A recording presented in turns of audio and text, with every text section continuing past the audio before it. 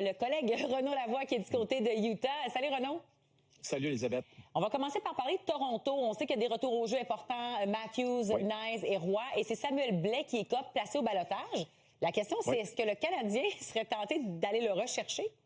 Bien, pourquoi pas? Ouais. Parce que on sait qu'il y a des blessés chez les Canadiens présentement, mais il faut dire aussi qu'ailleurs dans la Ligue nationale, il y a des joueurs de troisième, quatrième trio qui sont blessés. Lorsque les Canadiens ont offert un contrat à Samuel Blais, c'est pour évidemment qu'il demeure dans l'organisation, l'a placé au ballottage parce qu'on n'avait pas le choix de le faire avant le début de la saison, réclamé par les Maple Leafs. Il a très peu joué pour les Maple Leafs. Du côté des Canadiens de Montréal, c'est sûr qu'à l'heure où on se parle, il n'y a pas de décision qui a été prise, si oui ou non, on va tenter de le réclamer demain. Je pense que le match de ce soir est extrêmement important pour Florian Giaccai, pour Jared Davidson, qui ont des choses, encore une fois, à prouver. S'ils connaissent un bon match, réassure un peu tout le monde, ça va être difficile de les renvoyer dans la Ligue américaine. Donc, peut-être qu'on pourrait passer notre tour du côté de Samuel Blais. Il y a un autre point qui est très important, par contre, Elisabeth. Si les Canadiens réclament Samuel Blais et que les Canadiens sont la seule équipe à le faire, ils peuvent le renvoyer dans la Ligue américaine. Si les Canadiens le réclament et une autre équipe tente de le faire aussi, malheureusement pour les Canadiens, on ne pourrait pas l'envoyer tout de suite dans la Ligue américaine. Il faut dire que même si on tente de le réclamer, ça ne veut pas dire qu'une autre équipe qui ne battra pas le Canadien, évidemment, dans cette course, si on va dans cette direction du côté de Jeff Gorton et de Kent Hughes. Intéressant. On va sûrement attendre de voir comment l'équipe se comporte ce soir à Utah. Exactement. Je veux qu'on parle des Olympiques parce qu'on dirait qu'il y a de plus en plus d'inquiétudes. Là, Renaud, est-ce que ça va pas tout super bien, la préparation? C'est un niveau d'inquiétude. Je pense que ce qu'on nous dit dans les médias, on nous dit que le niveau d'inquiétude est élevé, mais en réalité, là, je veux pas utiliser le mot apeuré, là, c'est peut-être un peu trop grave, mais on est extrêmement inquiet de la situation. L'amphithéâtre à Milan n'est pas du tout prêt.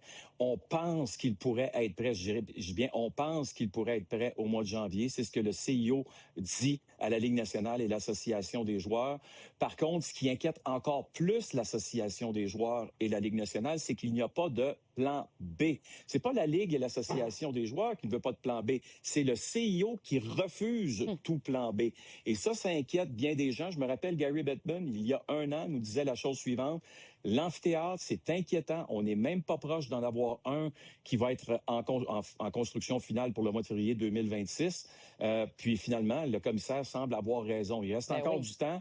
Mais on va voir ce qui va se passer dans les prochaines semaines, Elisabeth. Oui, il en reste quand même de moins en moins de temps, Renaud. En terminant, les Oilers, ça fait longtemps qu'on parle de ce problème-là devant le filet. Est-ce qu'on va finir par le régler? Ouais, mais là, hier soir, ce qu'on a vu, c'était pathétique comme situation, comme tout le monde le sait. Puis, dans une défaite de 8-3 face aux Stars de Dallas, il y a des gardiens de but qui pourraient être intéressants. On parle de Jordan Bennington, mais on pense pas qu'il va lever sa clause de non-échange pour aller à Edmonton. Ceci étant dit, mettez vos yeux sur Tristan Jarry, le gardien de but des Penguins de Pittsburgh, qui est en action d'ailleurs ce soir, a été blessé, a raté quelques matchs, il est de retour. C'est un nom qui pourrait justement intéresser les Oilers d'Edmonton parce que la problématique, elle est majeure. Elle était majeure l'an passé. Oui, on ne l'a pas réglée. Et aujourd'hui, on subit les conséquences. Oui, absolument. Merci, Renaud. Bon match du côté de Utah. Merci, Elisabeth. Bonne soirée.